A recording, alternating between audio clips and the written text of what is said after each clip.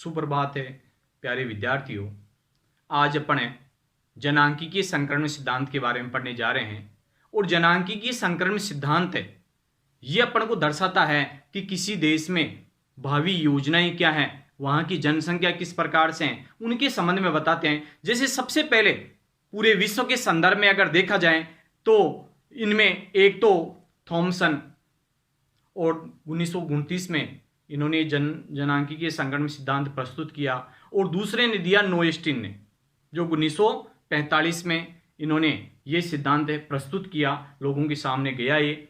और यूरोप है, ऑस्ट्रेलिया है और उत्तरी अमेरिका है, इनके संबंध में सबसे पहले ये सिद्धांत दिया गया।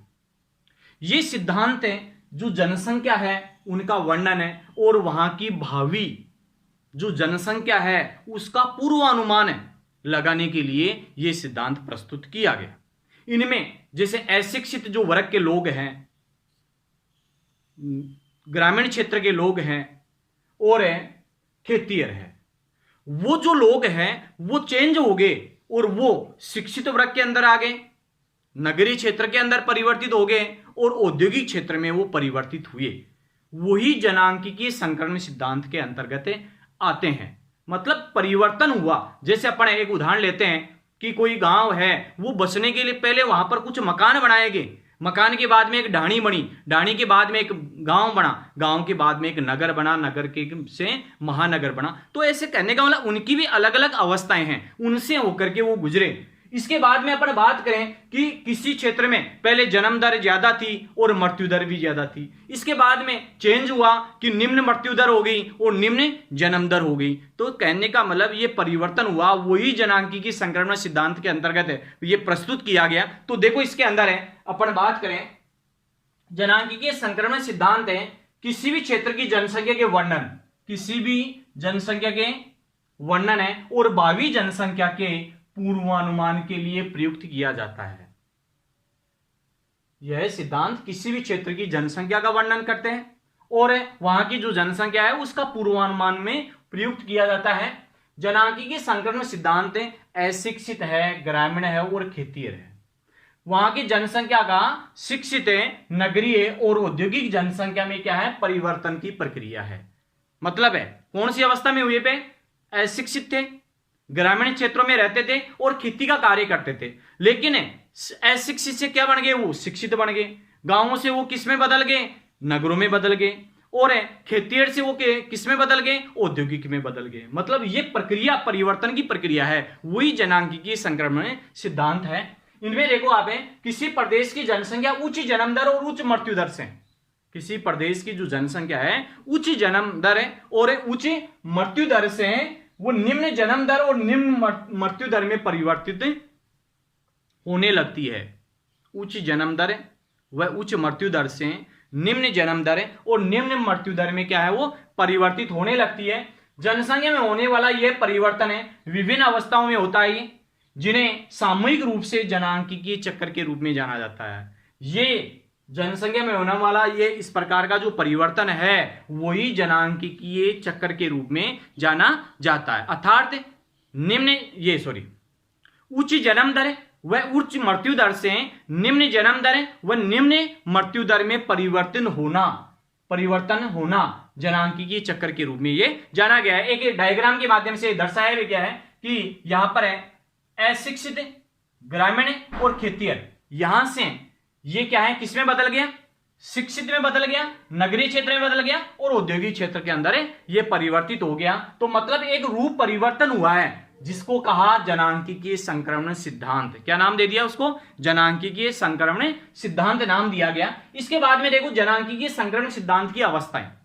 जनांकीय संक्रमण सिद्धांत की कुछ 3 अवस्थाएं बता रखी है, लेकिन बाद में उसको बढ़ा करके कितनी अवस्थाएं कर दी, 5 अवस्थाओं में इसको बदल दिया गया। किसमें कितनी अवस्थाएं हो गई, 5 अवस्थाएं हो गई, जिनमें पहली जो अवस्था है वह है, प्रथम अवस्था में देखो उच्च जन्म दर और उच्च मृत्यु दर।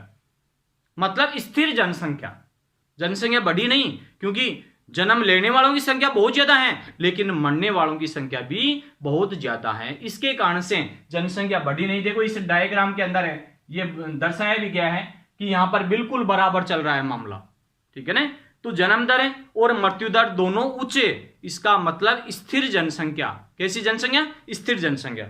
दूसरी अवस्था देखो, हाँ स्थिर जनसंख्या, इसके कारण से क्या है, इसके अंदर है जैसे इसमें जन्म और मृत्यु दर दोनों ही क्या है, उच्च स्तर पर होते हैं, इसलिए इन देशों में जनसंख्या की वृद्धि बहुत मंद होती है, स्थिर होती है। इसमें अधिकतर देश जीवन निर्वाह कृषि पर निर्भर है। कौन सी कृषि करते हैं वो? जीवन निर्वाह, जिसको कहते हैं ना अपने केवल अपना पेट भर जाए, बेचने से कोई मतलब नहीं है, ऐसी कृषि जीवन निर्वाह कृषि इनके अंदर है। इसके अंदर अफ्रीका के देश आते हैं, जैसे सूडान है, कांगो है, घाना है, अंगोला है, रोडेशिया है, नाइजीरिया है और ग्वाटेमाला है। इस प्रकार के ये देश इसके अंदर सम्मिलित होते हैं, लेकिन यहां पर है जन्म दर ऊंची और मृत्यु दर भी ऊंचे, अर्थात जनसंख्या कौन सी अवस्था में? स्थिर अवस्था में। कौन सी अवस्था में? वो स्थिर अवस्था के अंदर है, जो ये डायग्राम के अंदर दर्शाया गया। इसके बाद में दूसरे नंबर पर देखें, द्वितीय अवस्था है, यहां पर है उच्च जन्म दर है लेकिन मृत्यु दर की ऊंचे किंतु गिरती हुई अवस्था। जन्म दर ऊंचे पहले वाले की तरह, प्रथम अवस्था की तरह जन्म दर ऊंचे हैं, लेकिन मृत्यु दर भी ऊंचे हैं, लेकिन वो गिरती हुई है, मतलब उसमें अंदर स्वास्थ्य सुविधाएं थोड़ी बढ़ गई, इसके कारण से उसके अंदर थोड़ा बहुत कमी देखने को मिली। जैसे इसके अंदर है आपके बताया है, इसमें जन्म दर व मृत्यु दर दोनों ही ऊंचे हैं, लेकिन स्वास्थ्य सुविधाओं के कारण मृत्यु दर गिरती हुई प्रतीत होती है। किसकी उपस्थिति के कारण से? स्वास्थ्य सुविधाओं की उपलब्धता के कारण से। इनमें अफ्रीका के अधिकांश देश सम्मिलित हैं। 2000 तक प्रथम अवस्था में थे ये, और अब साक्षरता व नगरीकरण के बढ़ने से इस अवस्था में आते जा रहे हैं, जहां जनसंख्या में वृद्धि दिखाई दे रही है। ठीक है ना, इनमें जनसंख्या में वृद्धि भी दिखाई दे रही है। ये 2000 के बाद में, 2000 के पहले तो ये प्रथम अवस्था में थे, लेकिन 2000 के बाद में वो किस में आ गए? दूसरी अवस्था में आ गए। कौन सी अवस्था में आ गए? दूसरी अवस्था में। पहले में क्या था? ऊंची जन्म दर है और ऊंची मृत्यु दर, लेकिन दूसरे के अंदर क्या पढ़ा आपने? उच्च जन्म दर है लेकिन उच्च मृत्यु दर है, लेकिन वो गिरती अवस्था में। उच्च मृत्यु दर है लेकिन थोड़ी बहुत कमी उसके अंदर देखने को मिली है। अब देखो इसके अंदर है तीसरी जो अवस्था है वो है उच्च जन्म दर है, वह मध्यम मृत्यु दर की अवस्था। जन्म दर तो उच्च रहेगी तीनों में, तीसरी अवस्था में उच्च जन्म दर है, लेकिन यहां पर क्या आ गई? ये मध्यम मृत्यु दर आ गई।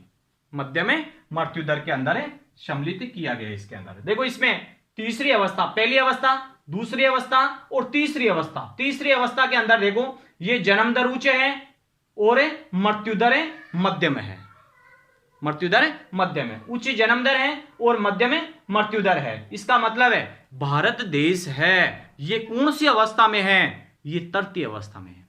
मतलब सबसे ज्यादा जनसंख्या वृद्धि जो हुई है वो कौन सी अवस्था में हुई है? तृतीय अवस्था में। कौन सी अवस्था में? तृतीय अवस्था के अंदर हुई है। तो देखो इसके अंदर है तृतीय में, इस अवस्था में ऊंची जन्म दर व मध्यम मृत्यु दर होती है, अतः जनसंख्या में तीव्र गति से वृद्धि होती है। भारत के सभी उत्तरी राज्य, भारत के सारे उत्तरी राज्य, इसके अलावा पाकिस्तान है, अफगानिस्तान है, नेपाल है, इसके अंदर पाकिस्तान, अफगानिस्तान है, नेपाल है और भारत के उत्तरी राज्य, ये किसकी अवस्था में आएंगे?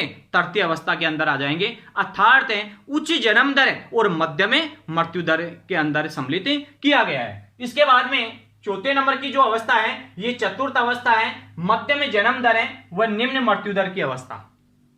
अब देखो इसके अंदर आ गया मध्यम जन्म दर है लेकिन निम्न मृत्यु दर। मध्यम जन्म दर है और निम्न मृत्यु दर की जो अवस्था आती है वो इसके अंदर आती है। देखो इसमें जन्म दर मध्यम है और मृत्यु दर निम्न होती है। विश्व के New Zealand, Australia, Chile, Argentina, USA, Malaysia, Thailand, चीन, बांग्लादेश के अंदर आते हैं। कौन कौन से देश आते हैं? न्यूजीलैंड है, ऑस्ट्रेलिया है, चिली है, अर्जेंटीना है, यूएसए है, मलेशिया है, थाईलैंड है, चीन है और बांग्लादेश है। कौन सी अवस्था के अंदर है? चतुर्थ अवस्था के अंदर। भारत है, नेपाल है, पाकिस्तान, अफगानिस्तान कौन सी अवस्था में आएंगे? तृतीय अवस्था में। कौन सी अवस्था में? तृतीय अवस्था में। तो देखो इसके अंदर है ये चतुर्थ अवस्था में, ऑस्ट्रेलिया है, न्यूजीलैंड है, मिस्र का जो क्षेत्र है वो चतुर्थ अवस्था में। अर्थात है मध्यम जन्म दर है वह निम्न मृत्यु दर। मध्यम जन्म दर व निम्न मृत्युदर की अवस्था के अंदर आता है। इसके बाद में पांचवा जो पंचम अवस्था है वह है निम्न जन्म दर व निम्न मृत्युदर की अवस्था। निम्न जन्म दर और निम्न मृत्युदर की जो अवस्था है वो इसके अंदर आती है। देखो, पंचम अवस्था में निम्न जन्म दर व निम्न मृत्युदर होती है।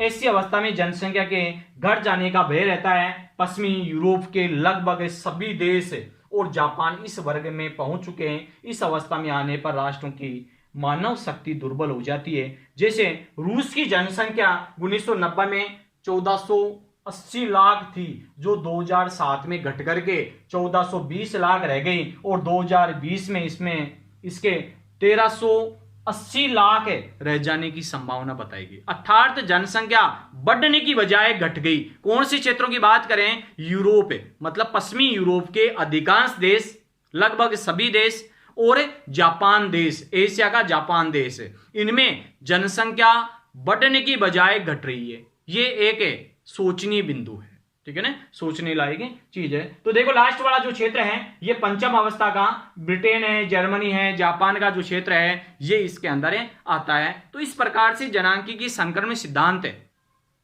के बारे में कुछ बताया भी गया है वास्तविकता के अंदर।